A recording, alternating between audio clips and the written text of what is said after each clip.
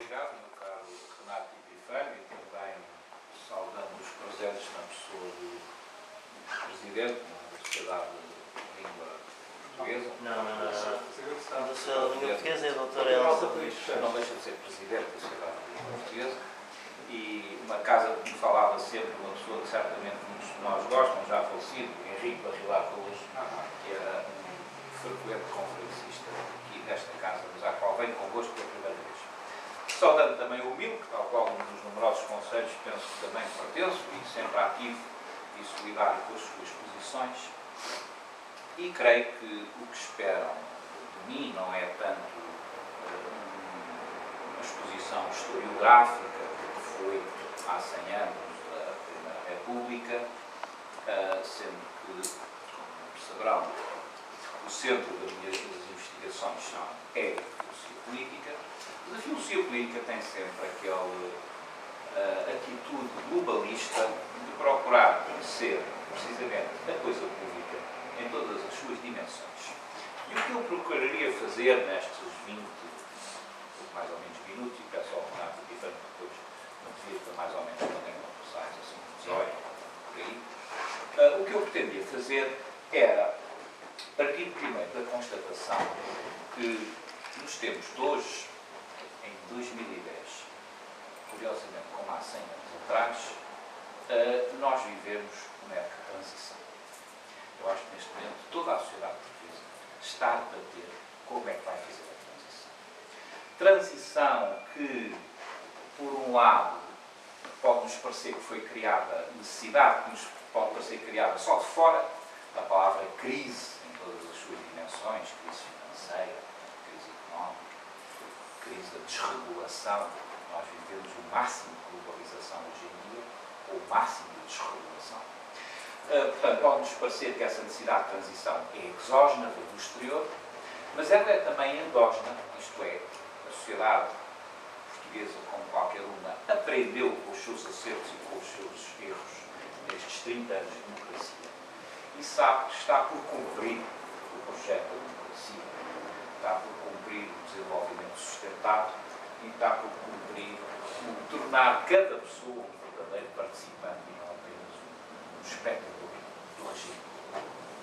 E, aliás, por isso, como referiu o Renato, e bem, é que nós criámos o Instituto da Democracia Portuguesa. Vejo aqui a cara do meu bom amigo e Presidente da Assembleia Geral do IDP, o Dr. Fernando Nobre, e podia também citar o arquiteto Ribeiro Teles, que faz parte do Conselho, o Presidente do Conselho de Curadores, e o Presidente de Honra é Duarte de Bragança. Nós costumamos dizer que o IDP vai ganhar sempre, temos um candidato a presidente, portanto, nesse aspecto temos muito conforto. O que significa, como já foi adiantado, que verdadeiramente o problema não é de regime monárquico ou republicano. E as considerações que eu queria fazer era, de certo modo, usando aquilo que foi, talvez, em primeira mão criado por Max Scheler, na sua obra A Situação do Homem do Cosmos, um ano antes da sua morte, em 1928. E depois, de algum modo, popularizado por um muito importante psicólogo de origem alemã, mas norte-americano, Abraham Maslow, a pirâmide, a famosa pirâmide de Maslow. Quando nós olhamos para a ação humana, nós, de facto, temos aspectos materiais, aspectos políticos, aspectos sociais, aspectos culturais, e, em caso, aspectos religiosos. E o que eu queria um bocadinho fazer era, em relação a 1910, tentar percorrer esta pirâmide, qual é essa transição que se vivia na altura, que expressão teve económica e política e social e cultural e religiosa. O aspecto económico é, quanto a mim, extremamente importante.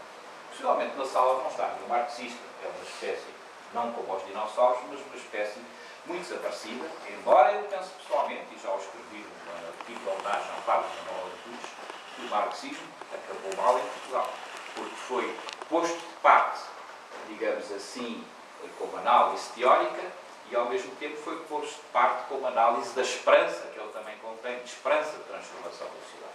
E o certo é que a sociedade portuguesa, neste momento, não tem sementes de esperança,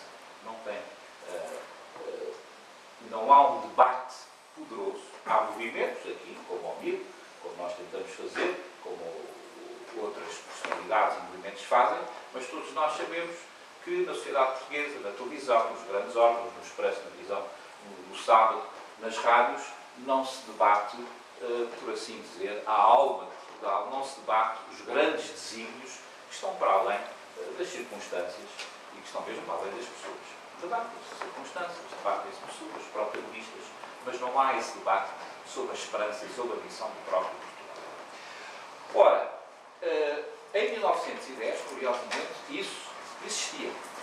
Porque se há coisa que os republicanos eram patriotas. Eu até penso mais. Que eles fizeram do patriotismo uma verdadeira religião civil. E aqueles que se interessam por este problema podem seguir, embora não esteja lá atrás, estão lá os dados dos livros de Fernando Catrol, mostram muito bem como é que a luta das personalidades republicanas em querer, por exemplo, o batismo civil, em querer o casamento civil e em querer o enterro civil, e depois também chamaram civis aos hospitais, e depois chamaram civis aos distritos, a certa altura era tudo civil, porque isso significava fazer uma religião patriótica, um culto de exaltação nacional, que foi muito marcante para mobilizar a população. Mas vamos à vertente económica. Ela é muito simples de caracterizar. A Primeira República não tem política económica. Ponto final para.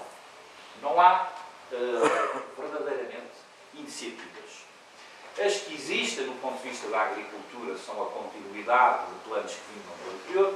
O nome que se destaca é o nome de Ezequiel de Campos, muito maltratado, chamavam-lhe o inexecuível de Campos, porque achavam que os planos de Ezequiel eram execuíveis. Mas ele está na base da chamada, do que Salazar irá fazer, da campanha do trigo do Alentejo, da necessidade de fazer barragens para melhoramento da possibilidade da irrigação, como os americanos tinham mostrado, enfim, pelo seu território. Enfim, na aposta, digamos assim, dos produtos de exportação, como fosse a cortiça. Tudo isto são políticas económicas que vêm da monarquia. Os republicanos, como tal, não têm nenhuma política económica própria. Isto é importantíssimo porque, obviamente, que a economia é a infraestrutura da nossa atividade.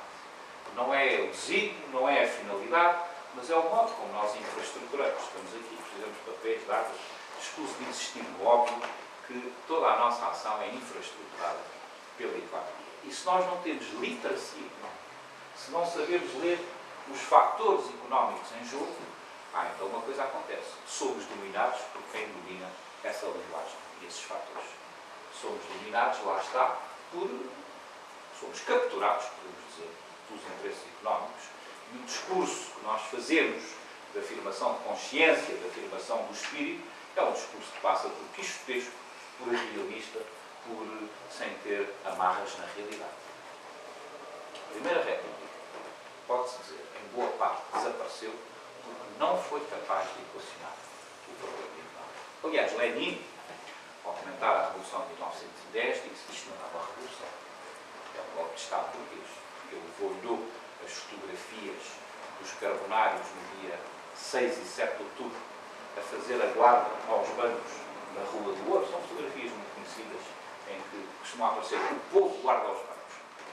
Mas por trás desta fachada simpática do que o povo guarda aos bancos está, como todos nós sabemos, a transferência do poder que os revolucionários do 5 de outubro fizeram para os dirigentes do PRP, do Partido Republicano Português, que teve uma presença discreta, é o mínimo que se pode dizer, no próprio golpe revolucionário. Penso que Lenin não tinha razão. O 5 de outubro foi uma revolução, não foi uma revolução no sentido marxista, dá a não ver a ampla mobilização das massas populares, mas foi uma revolução, evidentemente, porque correspondeu a uma movimentação social, mas que foi, pode-se dizer, desviada, enviesada, com a entrega do poder político ao PRP, que durante 1910, 6, 7 de outubro de 1910 até 1913, o governo começou-se quase uma ditadura, até depois de cindir nos três partidos.